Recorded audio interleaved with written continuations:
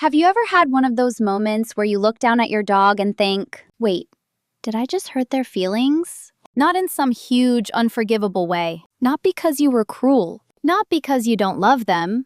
But in one of those tiny, ordinary moments that happen in the middle of real life. You were tired. You were late. Your mind was somewhere else. You snapped a little too fast. You pulled the leash without thinking. You ignored that soft little nudge against your hand. You rushed through the walk. You hugged them close because you needed comfort, and never stopped to wonder if they needed space. And your dog just looked at you, quietly. That's the part that gets you. Dogs don't always protest when something hurts them emotionally. They don't always make it obvious.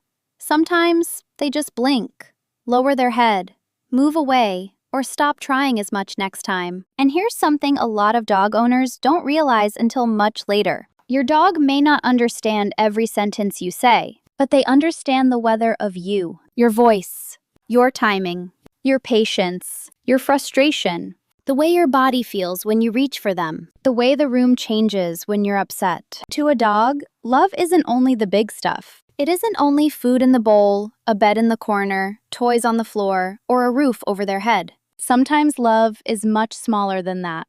It's whether you notice when they're asking for connection, whether you slow down when they're confused, whether your hands still feel safe when your day has been hard. So today we're going to talk about 10 tiny things that can hurt your dog's feelings without you even realizing it. And more importantly, what you can do instead. Because this isn't meant to make you feel guilty. It's meant to help you see your dog a little more clearly, before the small misunderstandings become quiet distance, before their heart gets quieter around you. 1. Scolding them after the moment has passed. This one happens all the time. You walk into the house, and there it is. A chewed shoe, trash on the floor, a puddle by the door, something knocked over that was definitely not knocked over when you left. And before you even think, your voice changes. What did you do? You point at the mess. Your face tightens. Your dog crouches, looks away, lowers their ears, maybe even slinks toward the corner. And it looks so obvious. They look guilty. They look like they know exactly what happened. But this is where things get a little uncomfortable. That guilty look usually isn't guilt in the human sense. Most of the time, your dog is not thinking back through the last hour and connecting your anger to the thing they did while you were gone. They are reacting to you right now. Your voice, your posture, the tension in your body, the sudden change in the person they trust most. From your side, the story is, my dog made a mess and now I'm correcting them. But from their side, the story may be completely different. My human came home and suddenly became scary. That is a very different lesson, and it can land much deeper than we mean it to. Your dog may not learn, don't chew the shoe. They may learn, when my human comes home, I'm not sure what version of them I'm going to get. That's how confusion starts to feel like fear. What to do instead? Only correct behavior when you catch it in the moment and you can calmly redirect it. If the mess already happened, take a breath, clean it up, then ask a better question. Was your dog bored, anxious, left too long, not fully potty trained, understimulated? Dogs learn best when the timing makes sense. They don't need your anger after the fact. They need your guidance at the moment they can actually understand it. 2. Ignoring them when they're quietly asking for connection. Not every dog asks for love in a loud way. Some dogs don't jump on you. They don't bark in your face. They don't shove toys into your hands like little comedians demanding a show. Some dogs ask very softly. They walk over and stand near your chair. They rest their chin on your knee. They sit beside you and glance up. They bring a toy and place it near your foot, then wait. Or they lean against your leg for just a second, like they're checking if the door to you is still open. And because the gesture is so small, we miss it. We keep scrolling. We answer one more message. We keep working. We say, not now, without really looking at them. And to us, it's nothing. Just a busy moment. Just a normal day. But to your dog, that tiny gesture may have been a question. Do you see me? Are we still close? Can I be near you for a moment? Dogs don't need constant attention. They are not asking you to stop your whole life every time they come near. But when those little bids for connection are missed over and over again, something can shift. They may stop asking. And that's the heartbreaking part. A dog who stops asking can look calm. They can look mature. They can look well behaved. But sometimes they've simply learned not to expect an answer. That kind of quiet is easy to praise and easy to misunderstand. What to do instead? You don't have to give them an hour every time they come close. Just give them proof that you noticed. Say their name softly. Let your hand rest on their shoulder. Look at them for a second like they matter. 10 real seconds can mean more to a dog than 10 distracted minutes. Sometimes they're not asking for entertainment. They're asking, are we still connected? 3. Pulling the leash too hard. Most people think of the leash as a control tool, something to stop pulling, stop lunging, stop sniffing, stop wandering.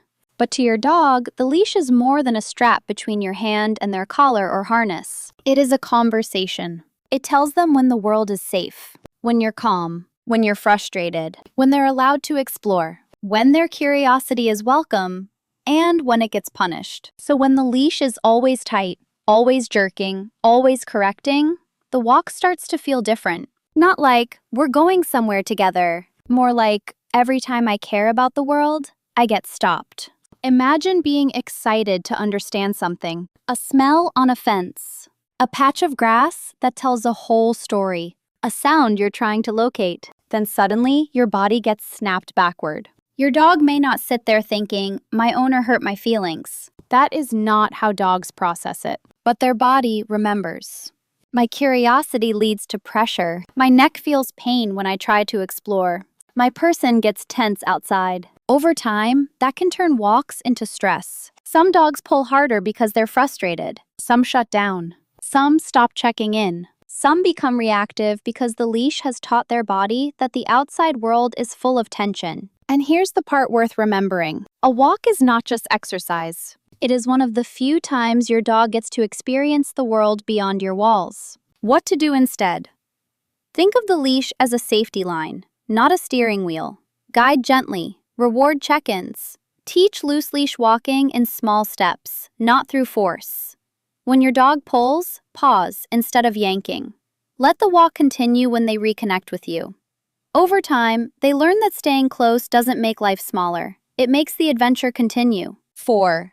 Hugging them when they don't like hugs. This one can be hard to hear, because when humans love, we reach. We wrap our arms around someone. We squeeze. We pull them close. A hug says I love you. It says I missed you. It says you make me feel safe. So when you hug your dog, your heart is probably in the right place. You're not trying to overwhelm them. You're trying to show affection in the most human way you know. But many dogs don't naturally experience hugs the way we do. To a dog, arms around the body can feel restrictive. Being held tightly can feel like being trapped. Some dogs tolerate it because they trust you. Some freeze. Some turn their head away. Some lick their lips. Some yawn. Some go very still. And because they don't growl, bite, or run away, we assume they like it. But tolerance is not the same as enjoyment. That line can change the way you touch your dog. A loving dog may allow things they don't enjoy simply because they don't want conflict with you. They may endure your affection without actually feeling comforted by it. And that doesn't mean you're bad. It means their language is different from yours. What to do instead? Watch the dog in front of you, not the idea of what affection should look like.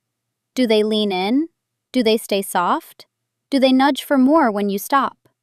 That's useful information, but if they turn away, stiffen, lick their lips, yawn, tuck their tail, or try to leave, listen to that too. Try chest rubs, shoulder scratches, sitting beside them, or letting them initiate closeness. Sometimes the most loving touch is the one your dog gets to choose. 5. Changing their routine suddenly. Dogs don't read calendars. They don't know it's Monday. They don't understand that your meeting ran late, your plans changed, traffic was terrible, or your life got complicated. But they do read patterns. They know when you usually wake up. They know the sound of your morning routine. They know when food usually appears. They know which shoes mean a walk. They know when the house starts settling down at night. They know what normal feels like. And normal matters to them more than most people realize. Routine gives a dog emotional footing. It tells their nervous system, I know what happens next. So when things change suddenly, your dog may not act like themselves.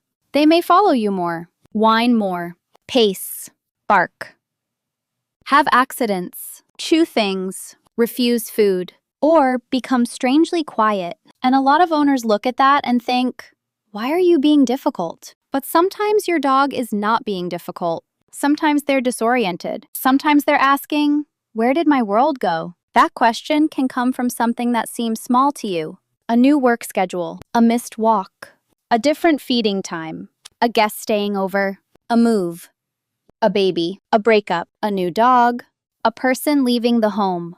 You understand the reason. Your dog only feels the shift. What to do instead when change is coming? Give your dog as much predictability as you can. Keep a few anchor points steady, like morning potty time, feeding rhythm, evening walk, or bedtime routine. If your schedule has to change, create a small ritual your dog can count on. Same phrase, same mat, same short connection moment. To you, it may seem tiny. To your dog, it can feel like a rope back to safety. 6. Rushing their sniff walk. To us, a walk often means distance, steps, movement, maybe a little cardio. Get the leash, go around the block, finish the loop, come home. But for your dog, a walk is not mainly about getting from one place to another. It is about gathering information. Every tree has a message. Every pole has history. Every patch of grass has layers. Who passed by? How long ago? Whether they were familiar? Whether something changed? Your dog's nose is not just smelling. It is reading. So when they stop to sniff and we immediately pull them away, we may not realize what we're interrupting. To us, it looks like delay. To them, it may be the whole point. When a dog never gets to sniff, they may come home with tired legs but an unsatisfied mind. And that's why some dogs can walk for 40 minutes and still seem restless. Their body moved, but their brain never got to do what it was built to do. That's the surprising part. A slow 10-minute sniff walk can sometimes calm a dog more than a fast, forced march around the neighborhood. Not because it is more intense, because it is more meaningful. What to do instead? Give your dog sniff time on purpose. You can still have structure. You can still ask for polite walking, but build in moments where they get to choose the pace. Use a cue like go sniff, then let them explore safely. Let them finish reading the corner before you move on. A dog who gets to use their nose often comes home more settled, more satisfied, and more connected to you. 7. Laughing at their fear. Sometimes dogs are afraid of things that seem ridiculous to us. A vacuum cleaner, a trash can on the curb, a balloon tied to a mailbox, a statue, a slippery floor, a plastic bag moving in the wind, a hat on someone's head. And their reaction can look funny. They jump back. They bark. They stretch their neck forward like they're trying to be brave from a very safe distance. They refuse to walk past something you know cannot hurt them. So people laugh. Sometimes affectionately. Sometimes because it really does look silly. But your dog doesn't know they're being cute. They don't understand the joke. They only know that something feels wrong in their body, and the person they trust is not taking it seriously. That can sting in a quiet way. Fear doesn't have to make sense to be real. You know the object is harmless. Your dog doesn't. Their nervous system is reacting before their thinking brain can catch up. And when fear is mocked, rushed, or forced, trust can crack just a little. Not loudly. Not dramatically. Just enough for your dog to learn. When I'm unsure my person might not help me, a dog doesn't need you to agree that the danger is real. They need you to believe that their feeling is real. What to do instead? Stay calm. Don't make a big performance out of the scary thing. Don't drag them toward it. Let them look. Let them sniff from a distance if they choose. Reward small, brave choices. If they need to move away, let them. Your calm presence teaches more than pressure ever will. You're showing them, I see you, you're safe. We can figure this out together. 8. Pushing them away when they seek comfort. There are moments when your dog comes to you for something deeper than attention. Not play, not food, not a treat, not a walk. Comfort. Maybe thunder is shaking the windows. Maybe fireworks are popping outside. Maybe guests are in the house and everything smells different. Maybe you're crying. Maybe there's tension between people in the room. Maybe your dog doesn't know what's wrong, but they know something is wrong. So they come close. They press against your leg. They follow you from room to room. They sit near your feet. They look up at you in that quiet way that feels almost too human. And sometimes, because we're overwhelmed too, we push them away. Not now. Move. Go lie down. We don't mean it to hurt. We're just stressed. But to your dog, it may feel like being turned away at the exact moment they came looking for safety. Dogs are social animals. For many of them, closeness helps regulate fear. Your calm body can help their worried body settle. Your steady voice can become a kind of shelter. And no gentle comfort does not reward fear the way people used to say. Fear is not a trick your dog is performing to get a prize. Fear is something happening inside them. What to do instead? Offer calm presence without making the fear bigger. Let them sit near you. Speak softly. Give them a safe place close by. Touch them if they want touch. Give space if they prefer space. You don't have to panic with them. You just have to not make them face it alone. 9. Being emotionally unpredictable. Dogs notice more than we think. They notice the sound of your keys, the way you shut a cabinet, the difference between your normal footsteps and your angry footsteps. They notice when your hand reaches gently and when it reaches too fast. They notice when your voice says their name with warmth and when it says their name like a warning. They are always reading you. Not because they're trying to be dramatic, because your mood affects their world. So when the same behavior makes you laugh one day and angry the next, your dog can become confused. Yesterday, jumping up made everyone smile. Today, it gets them shoved away. Yesterday, barking at the window was ignored. Today, it gets yelling. Yesterday, climbing onto the couch was fine. Today, it's a problem. And your dog is left trying to guess which rule exists today. That guessing can become stress. Not because your dog expects you to be perfect, they don't. They are much more forgiving than we deserve sometimes. But they are constantly trying to understand how to stay safe and connected with you. A dog who watches you too carefully may not be obsessed. They may be unsure. That's a hard reframe, but an important one. Sometimes, what looks like devotion is actually a dog scanning for emotional weather, trying to predict the storm before it arrives. What to do instead? Aim for steadiness, not perfection. Use the same cues. Keep boundaries clear. Decide what is allowed and what isn't before your dog has to guess. And when you're having a hard day, pause before reacting. Your dog doesn't need you to be emotionless. They just need your love to feel stable enough to rest inside. 10. Only noticing them when they do something wrong. This one is small, almost invisible, but it can shape the way a dog feels in your home. A lot of dogs hear their name most clearly when they're doing something wrong. Number. Stop. Leave it. Get down. Come here. What are you doing? And of course, boundaries matter. Training matters. Dogs need guidance. But think about the rest of the day. When your dog is lying quietly, do you notice? When they choose not to bark, do you notice? When they settle on their bed instead of begging, do you notice? When they walk past the shoe and don't chew it? When they stay calm when they make the good choice nobody saw coming? Do they hear from you then? Or do they only become visible when they make a mistake? That's the part that can hurt. Some dogs learn that misbehavior is the fastest way to get connection. Even negative attention is still attention. Other dogs learn something sadder. They learn to become smaller, quieter, less expressive, more careful. They stop offering as much of themselves because nothing they do seems to matter unless it's wrong. And a dog should not have to make a mistake to be noticed. That line is worth keeping close. A dog should not have to make a mistake to be noticed. What to do instead? Catch your dog doing things right. Praise the calm. Reward the quiet choice. Say their name warmly when nothing is wrong. Give a soft, good dog when they're just resting near you. Let them learn that your attention is not only a correction, it is also a place where they are seen safe and loved. Closing. Here's the part I hope you really hear. You are going to get it wrong sometimes. You will miss signals. You will rush. You will be tired. You will raise your voice and regret it 2 seconds later. You will pull the leash too quickly. You will forget that your dog is not experiencing the day the way you are. That doesn't make you a bad owner. It makes you human. And dogs understand human messiness better than we think. What matters is not being perfect. What matters is repair. The softer voice after the sharp one.